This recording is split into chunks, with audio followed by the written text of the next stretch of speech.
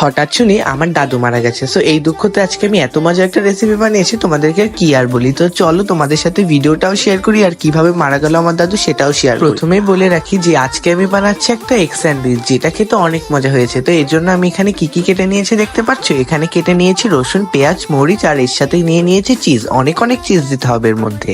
আর আমি ভাবতেও পারিনি আমার দাদু এত তাড়াতাড়ি আমাদেরকে ছেড়ে চলে যাবে। আমার অনেক ভীষণ কান্না পাচ্ছিল, তার মধ্যে আমি রেসিপিটা বানিয়েছি জানো, কারণ যত কিছুই হয়ে যাক আমাদেরকে তো খেতে হবে। এরপরে আমরা এখানে পেঁয়াজ, মরিচ, রসুন এগুলোকে সবকিছুকে এবার এভাবে ভালো করে ভেজে নিব। ভেজে নেওয়া হয়ে গেলে এখানে ফেটিয়ে রাখা ডিম দিয়ে এর উপর দিয়ে লবণ দিয়ে দিব। আর সবাই আমার দাদুর জন্য একটু দোয়া করো, হ্যাঁ, যাতে সে পরপারে অনেক ভালো থাকে। আমার তো এত কষ্ট হচ্ছিল, তোমাদেরকে আমি কি বলি, আর বললাম না কথাগুলো। এখন চলো রেসিপিতে ফিরেছে। এই দেখতেই পাচ্ছি এখন এর মধ্যে অনেক অনেক চিজ দিয়ে দিয়েছি। চিজগুলোকে এবার ভালোভাবে ভেজে নিতে হবে। ভেজে না, এটাকে হচ্ছে কি জানি বলে এখন মনে নেই। ঢাকনা দিয়ে 5 মিনিটের মতো রাখলেই কিন্তু আমাদের এটা তৈরি হয়ে যাচ্ছে। আমাদের এত